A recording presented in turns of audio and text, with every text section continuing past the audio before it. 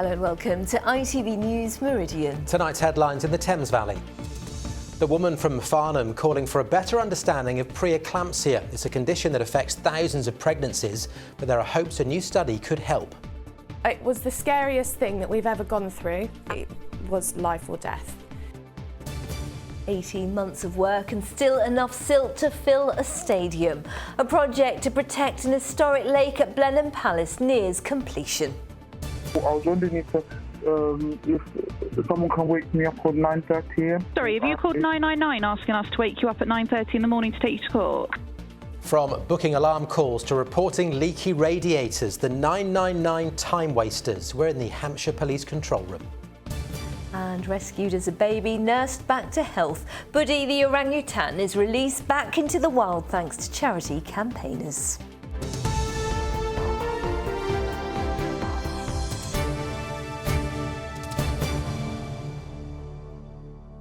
Good evening. A mother from Farnham says she hopes a new study of a condition that affects thousands of pregnant women will find long overdue answers and stop other women going through what her family did. Gemma Hicks developed preeclampsia when she was 35 weeks pregnant with her daughter, who ended up being born prematurely. It causes high blood pressure in pregnancy and can be life-threatening. Now, Gemma and more than 3,000 other first-time mums are taking part in the UK's biggest study to look at why some women develop the condition and whether it affects their long-term health. Here's Christine Alsford. They sound so lovely. Gemma Hicks's daughter Maisie is a happy, thriving toddler, but her arrival in the world was abrupt, premature and frightening. You know who this is. Suddenly, in the 35th week of pregnancy, her mum developed swelling that took over her body and she was rushed to hospital with a headache so piercing she passed out. When she awoke, she was told she had a condition called preeclampsia, where the placenta doesn't get enough blood and time was of the essence. Beautiful. It was the scariest thing that we've ever gone through. We weren't ready. We didn't know how she was going to come into this world, but we knew that she had to come out immediately because it was life or death. Baby Maisie struggled after being born with difficulty feeding, a low birth weight and infection. Her family from Farnborough say news of a major study into why women get preeclampsia is long overdue. We have to know more about it because it's 1 in 10 pregnancies. Maisie and I are so fortunate that we're both here, incredibly lucky, but that's down to Maisie fighting really hard. That's why it's really important to do this. And I hope that no one else goes through what we did. 3,500 women are now being recruited by doctors to be monitored and tested before getting pregnant, during their pregnancies and after. We're really hoping that we can understand why women develop these conditions and the long-term risks, but hopefully because we're looking at pre-pregnancy, so before a woman's first pregnancy, we can then look at things like preventative medicine. So that may mean making women healthier before they go into a pregnancy. It may mean looking at medications, but if we can figure out the women that are at risk, then we can focus our care on them. Pregnant women believe the study is hugely worthwhile. Anything that they can do to investigate women's health and focus around issues in pregnancy is really important, because as someone that's had complications in pregnancy, it is a very scary time. Gemma, who will be taking part in the research, has now gone on to have a second baby, Josh, without any health complications. But she still doesn't really know what the long-term legacy of preeclampsia will be for her or her daughter. She does know it's time we find out so much more than we already know. Christine Alsford, ITV News. 8 people have been arrested in connection with drug dealing and human trafficking offences following raids in Reading and Camberley. British Transport Police led the investigation after 3 teenagers were found at London Paddington in February.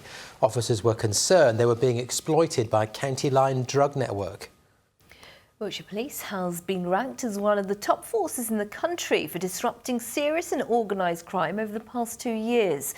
According to new data, the force stops around 4 times more crime groups than the national average. Wiltshire Police has praised its officers for their hard work and has thanked local communities for their help, adding that there's no place for county lines and drug-related crime in Swindon and surrounding areas. Police in Basingstoke have released images of a man they want to talk to in connection with a sexual assault.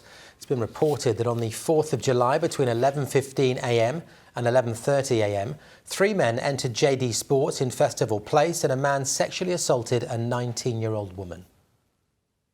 A man's been jailed for 2 years for a robbery in Bracknell.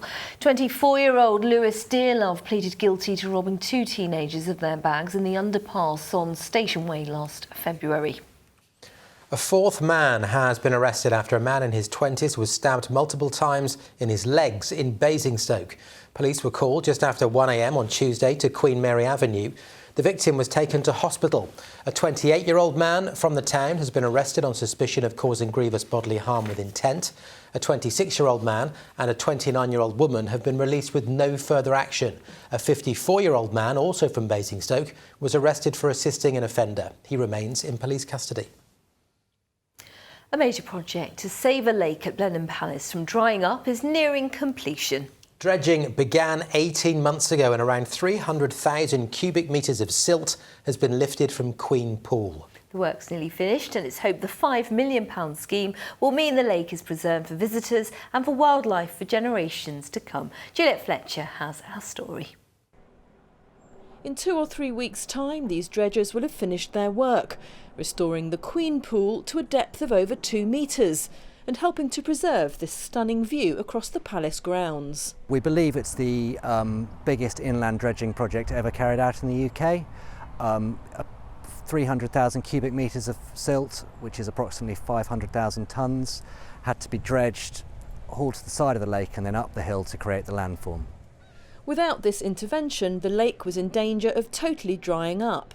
It is a man-made lake and it's on a main river, and essentially the silt had built up to the point that we only had 300 millimetres, that's 30 centimetres left of water when it should have been 2 metres deep, which was significantly changing the habitat. We're also a triple SI, a site of special scientific interest, and we would have lost that status had we not dredged the lake. Essentially, we wouldn't have had a lake in the next 5 years. It would have completely silted up and disappeared entirely. So the site work began 18 months ago. The floating diggers moved in and enough silt was removed to fill the equivalent of Wembley Stadium. That was carried to land by hoppers and driven to another part of the estate, where it's being used to form a 16-hectare grassy mound. But there have been hold-ups along the way. During preparations, they discovered roads and infrastructure linked to a mill which dates back to 1066. The site had to be shifted by 50 metres so archaeologists could investigate. The Queen Pool was created by Capability Brown around 1763, and it was part of a re-landscaping of the parks and the gardens here at Blenheim Palace.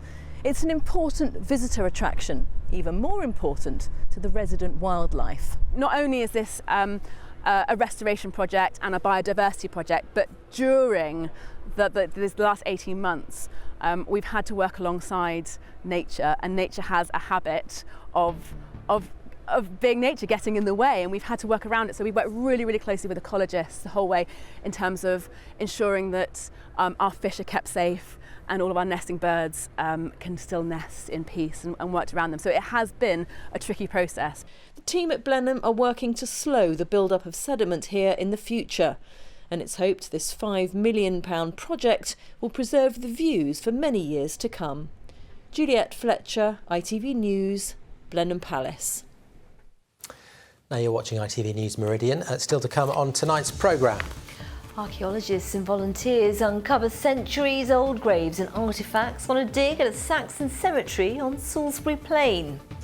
Also still to come, veterans with 1,000 years of memories between them gather at Biggin Hill to pay respects. We'll have more on that story. That isn't it, by the way, in a moment or two.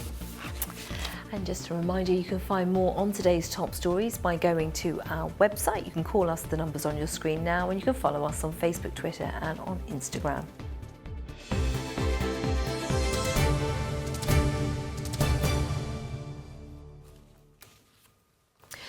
Now, what do you do if you need an alarm call in the morning, or you found a wallet, or there's a deer on your street? Some people think the answer is to dial 999. Well, police say these non-emergency calls threaten the safety of people who genuinely need help. Kerry Swain has been to Hampshire Police Control Room for more.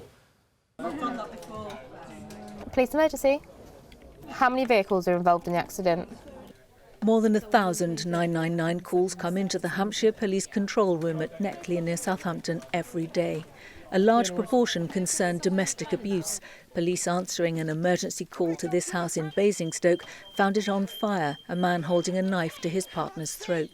Other calls are less urgent. The very first call I ever took when I was a PC in here a long time ago was someone ringing to report their radiator was leaking. Inspector Matt Moss is in charge of the police response to emergency calls. He says misuse of 999 is historic. My training course, one of the 999 calls they played was a gentleman who was stuck in motorway traffic and desperate for the toilet. Police emergency.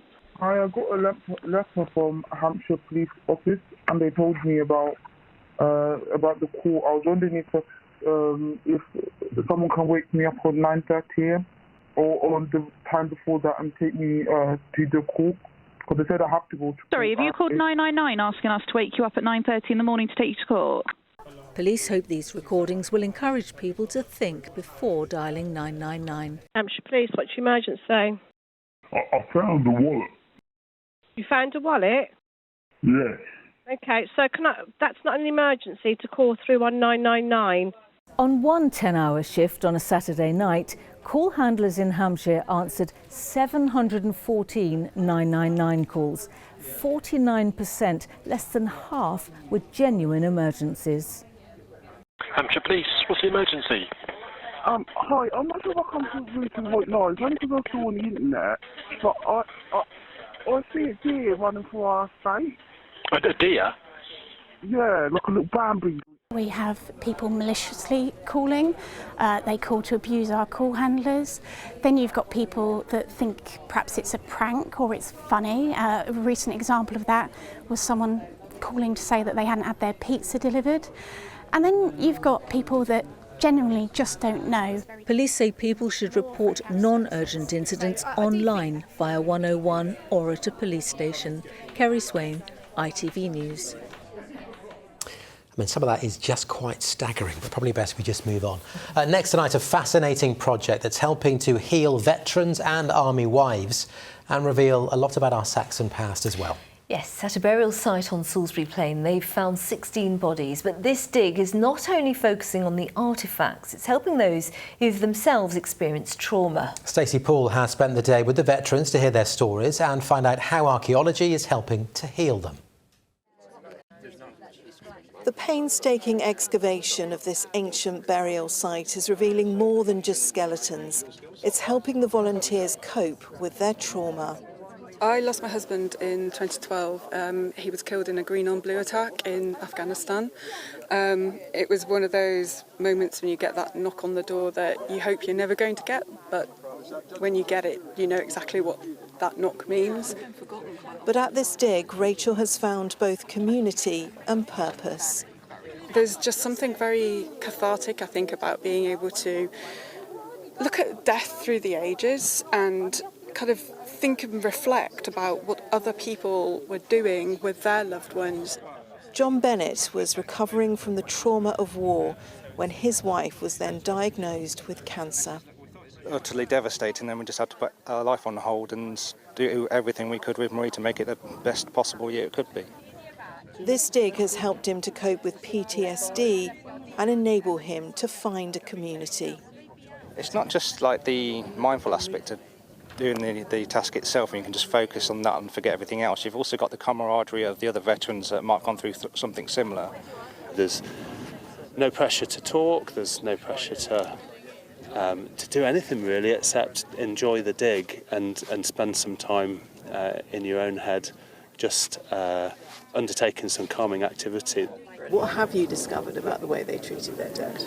It's quite clear that they cared about these people. They've been placed in a grave very carefully. Some of them have obviously been shrouded, you can tell from the body position. And of course some of them contain artefacts which must have been things of importance to those individuals or to their relatives. The artefacts that have been discovered are absolutely amazing. Incredible. Yeah. The bone comb is fantastic. I'm sure you've seen it. There's so much suffering that's been endured by these volunteers. Sean Cahill was on HMS Glamorgan when 13 of his colleagues were killed. He suffered PTSD, self-medicated with alcohol, got divorced and then spent 3 years caring for his dying father. He needed something to give his life purpose, and he found it here. I was a bit concerned there might be some triggers with skeletons about and everything, but it has completely the opposite effect.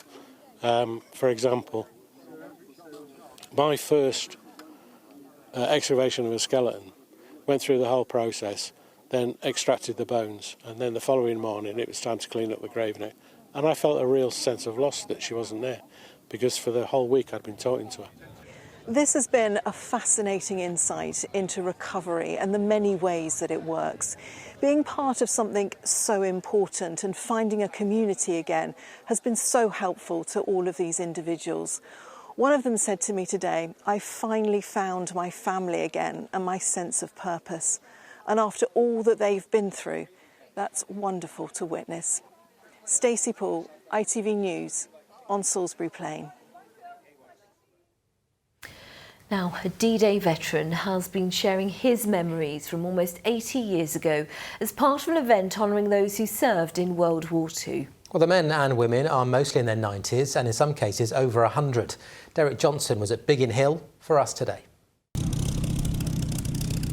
A Spitfire taxis past a group of Second World War veterans, part of an event at the Biggin Hill Heritage Hangar. These gatherings were once commonplace. Now very few are fit enough to be here. Among them Peter Smoothie, who was on a tank landing craft which left Southampton on D-Day, dropping off vehicles as the Allied invasion of Europe began.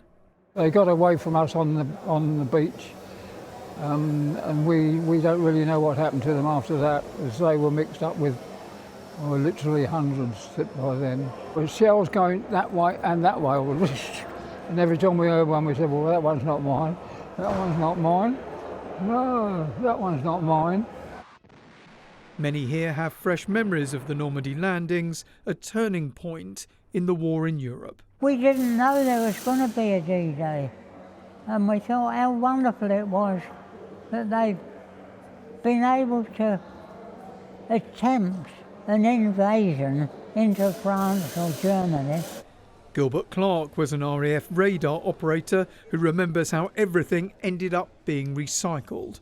The planes becoming damaged. We try and salvage electronic parts, take it to a workshop. We try and repair them, test them, and take it back to the aircraft. Anne Galley, who's 100, was in the Women's Auxiliary Air Force, a plotter, helping to identify Nazi planes. The plotter's job was this huge table of a map of the south coast of England, little tiny plots, little arrows, to make the route where enemy aircraft were approaching. Some feel their service has not always been appreciated. People don't realise this. You talk to people and they're rude to you, and they don't realise that if it wasn't for us on those days, they wouldn't be doing what they're doing now. It is hoped to continue holding such events as long as veterans are able to attend. Derek Johnson, ITV News. Really good to see and great to cover that event, because it is important, as we heard at the end of that report, to appreciate what they did. I know, I hate hearing that. Yeah. Mr. Smoothie saying that people are rude. We appreciate it. We do. Now, tomorrow marks the start of the FIFA Women's World Cup, and on Saturday all eyes will be on the Lionesses for their first match against Haiti. Well, the success of England's women's team has already encouraged thousands more girls into the sport, and hopes are high that another knockout performance will continue that legacy even further. Amrit Birdie reports. Warming up ahead of a kickabout. In decades gone by, reserved for the boys. But on this pitch, it's girls only. Inspired by the huge success of the Lionesses at last year's Euros, clubs like this one in Winchester are busier than ever. Since the Euros win, we've had a steady stream of interest from girls' football in the local area. We've now got nearly a girls' team for every age group, which is amazing to see. I love playing it, and I love putting my energy into the hard work I play. It's really fun, and I like being around my friends.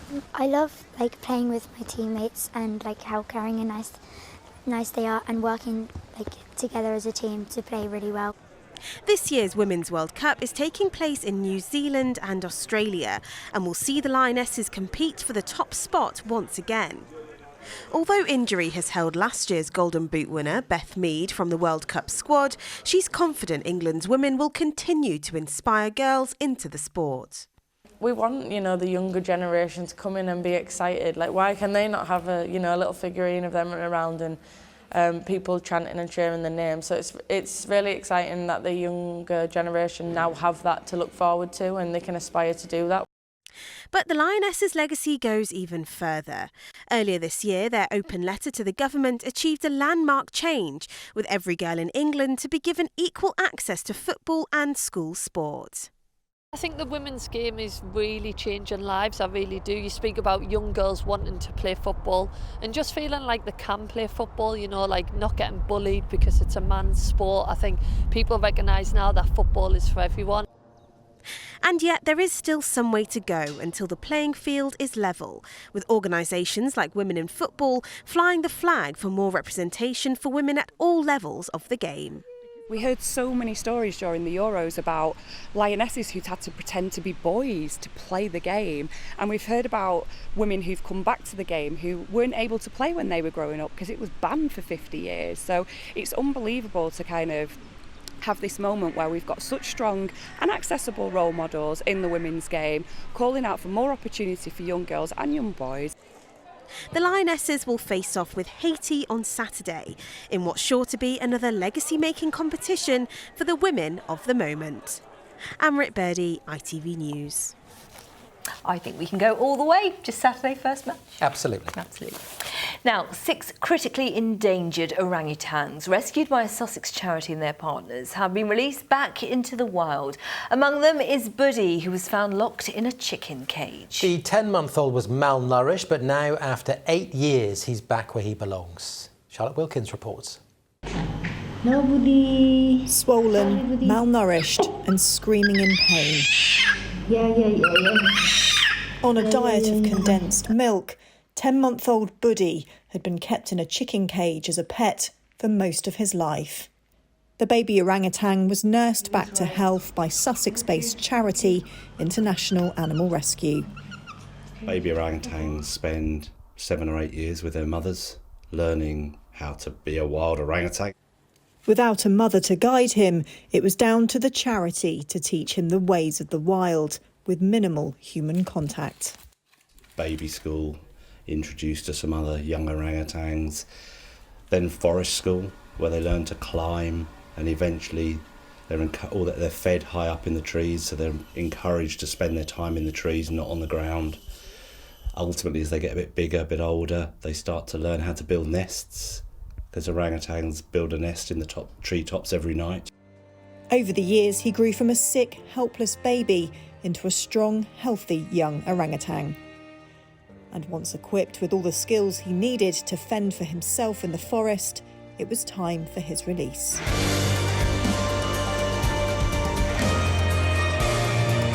It's such a special moment. We know these animals so well. You're there from the minute it's rescued right the way through, year after year. And you see, Buddy became a bit of a bruiser around the rescue centre. He was quite a character. So I think he'll be a successful male orangutan in the forest. It's hoped by careful monitoring, Buddy and the 5 other females will thrive, and the next generation of wild orangutans will be born. Charlotte Wilkins, ITV News, Uckfield. Good to see Buddy doing so well. He's grown, hasn't he? Yeah, absolutely. And the dedication of the team really good as well. Yeah, great work.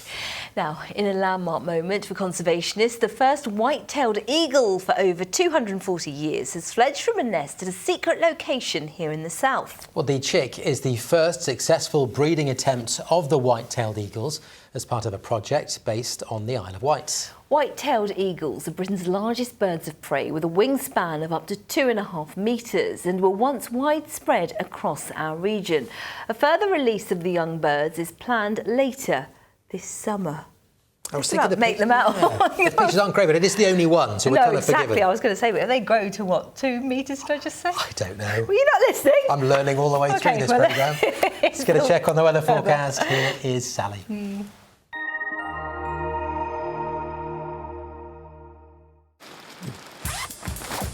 Whatever the weather, it always feels like home. Valent Heat Pumps and Boilers sponsor ITV Meridian Weather. Hello there, a very good evening to you. Hope you're keeping well. I'm sure these little dogs are delighted it's not as hot as it was this time last year when the UK reached 40 degrees. It is a bit unsettled though, much cooler. We've got a mixture of sunshine, still a few showers possible tomorrow. Into Friday, turning cloudier, but generally looking a bit drier. And then as we go through Saturday, I'm afraid the weather is turning wetter and windier. Let's take a look at the pressure chart. You can see high pressure trying to make inroads, but as we get to the weekend, it fails spectacularly. And this low pressure system heads in. The best of the weather in the morning, things then turning wetter and windier, and into Sunday we could well get a bit of drizzle around as well. We'll keep an eye on everything and we'll keep you posted. As for this evening, a few showers around, but also some pockets of evening sunshine, and we're going to get clearing skies overnight, so much clearer skies compared to last night, starry skies too. The temperatures therefore dropping down a little bit further. We could get down to actually single figures in the countryside, but a better start tomorrow morning. Much more sunshine around and blue skies. The day kicks off. And then we will start to see a bit of cloud bubbling up again and a few showers here or there, but they are very hit and miss. Plenty of areas staying dry and avoiding them. Temperatures reaching highs of 20 to 21 degrees, maybe just a touch down on today. Now, let's take a look at the high tide times. Brighton, 1:31 in the morning and 1:57 in the afternoon. So as we head into Friday, at the moment, that's not looking too bad. Bit of cloud around, generally dry, but into Saturday, this is the main watch point as this low pressure brings this wetter and windier system. As I said, keep an eye on the forecast for the timings, but at the moment, the morning's looking drier and then the risk of drizzle on Sunday. We'll see you later on. Cheerio. Valent Heat Pumps and Boilers sponsor ITV Meridian Weather. And that's your news this evening. In just a moment here, it's the ITV Evening Update with Lucrezia Minerini. I'll have your late news just after 10:30. For now, that is it from us. Thank you very much for watching. We will see you very soon. Bye-bye. Bye-bye.